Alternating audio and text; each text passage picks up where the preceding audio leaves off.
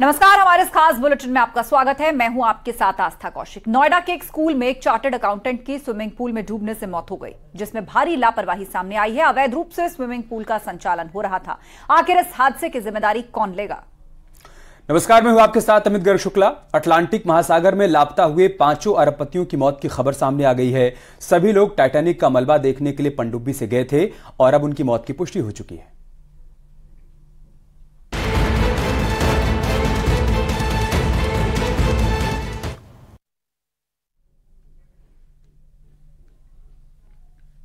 नोएडा के एक नामी स्कूल के स्विमिंग पूल में एक चार्टर्ड अकाउंटेंट की दर्दनाक मौत हो गई है। लेकिन स्कूल के स्विमिंग पूल में हुई इस मौत के बाद कई सवाल भी खड़े होते हैं। स्विमिंग पूल को अवैध रूप से चलाने की बात भी सामने आई है।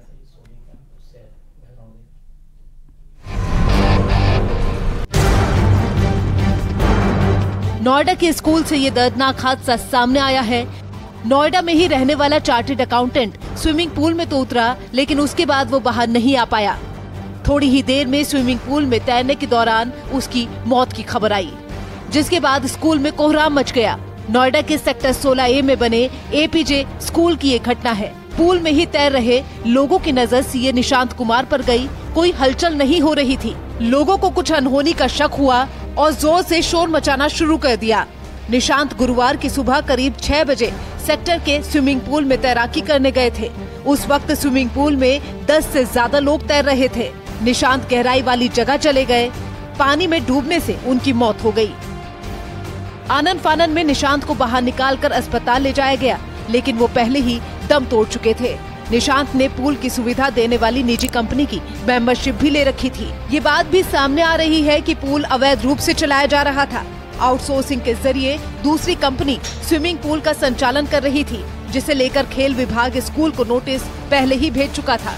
स्विमिंग पूल किसी थर्ड पार्टी को दिया गया था संचालित के लिए, तो वो भी नियमों के तहत गैर कानूनी है। लिहाजा अब पुलिस ने शव को पोस्टमार्टम के लिए भेजा है। पोस्टमार्टम रिपोर्ट का इंतजार है। तो वहीं खेल विभाग भी इसकी जांच पड़ताल में जुटा हुआ है कि आखिर ये स्विमिंग पूल क्या थर्ड पार्टी को दिया गया था, क्योंकि ये स्विमिंग पूल स्कूल के अंदर है और ये सुविधाएं बच्चों के लिए। लिहाजा जो 33 वर्षीय युवक है वो यहाँ कैसे पहुंचा और प्रैक्टिस कर रहा था। इन तमाम सवालों के बीच जांच तेज है और जांच के बाद आगे कार्रवाई की बात कही जा रही है। स्कूल में इतना बड़ा हादसा हो गया जो अपने आप में ढेरों सवाल छोड़कर गया है। अगर स्विमिंग पूल स्कूल का है तो बाहरी लोग कैसे आ रहे हैं? स्विमिंग पूल को अवैध रूप से कैसे आउटसोर्स किया गया? प्रशासन की इजाजत के बिना दूसरी कंपनी कैसे पूल का संचालन कर रही थी? जब सीए पूल में गया तो उसके साथ कौन कौन था? उस वक्त स्विमिंग पूल का ट्रेनर मौजूद क्यों नहीं था? स्विमिंग पूल की मेंबरशिप लेने वालों की सुरक्षा के साथ खिलवाड़ क्यों हो रहा था? घटना के बाद पुलिस ने निशांत का फोन और पर्स बरामद कर लिया है। पुलिस ने पूल का संचालन करने वाली कंपनी से घटना स्थल का सीसीटीवी फुटेज भी मांगा है।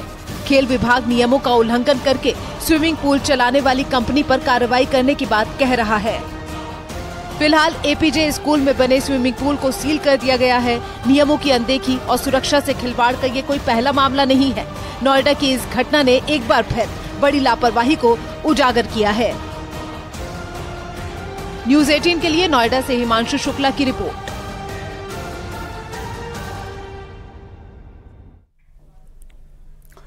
और अटलांटिक महासागर से जुड़ी बुरी खबर सामने आई है। टाइटैनिक जहाज का मलबा देखने गए 5 लापता लोगों की मौत की खबर आई है। टाइटन पनडुब्बी का मलबा मिलने के बाद इस बात की पुष्टि कर दी गई है। अमेरिका, कनाडा, ब्रिटेन और फ्रांस के जल विशेषज्ञों ने संयुक्त रूप से मिलकर 18 जून को टाइटन सबमर्सिबल पनडुब्बी के लिए सर्च ऑपरेशन शुरू कर दिया था और अब ये जानकारी सामने आई है कि टाइटन में गए सभी लोगों की मौत हो चुकी है।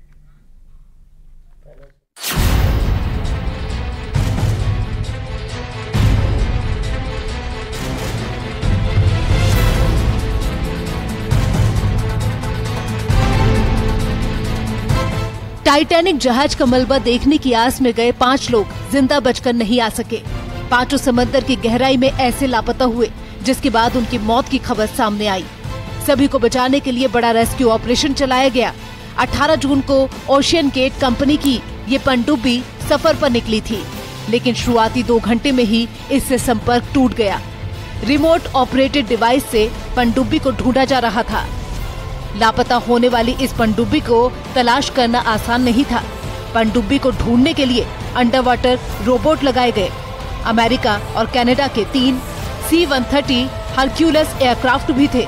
इसके अलावा एक P-8 एयरक्राफ्ट और कनाडा के 2 बड़े पानी के जहाज भी सर्च ऑपरेशन में शामिल थे। सर्च ऑपरेशन में सबसे ज्यादा दिक्कत सर्च टीम को पानी में विजिबिलिटी की रही। ये 5 लोग समंदर में 3800 मीटर की गहराई में खो गए थे। इनके पास जिंदा रहने के लिए ऑक्सीजन भी नहीं बची थी, क्योंकि इतना वक्त बीत चुका था। ये 5 पनडुब्बी टाइटन में सवार थे, जिसका बाहरी दुनिया से संपर्क पूरी तरह से टूट गया।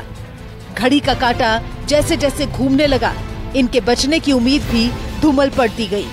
जो 5 लोग इस पनडुब्बी में फंसे हुए थे, उनमें 4 अरबपति सैलानी थे, जबकि एक सबमरीन ऑपरेटर था, और ये सब समंदर में 3800 मीटर की गहराई में थे। इनमें पाकिस्तानी ब्रिटिश कारोबारी 48 साल का शहजादा दाऊद, 19 साल का उनका बेटा सुलेमान, ब्रिटेन के बिजनेसमैन हैमिश हार्डिंग 58 साल के थे। उन्होंने भारत में चीतों को लाने में मदद की थी।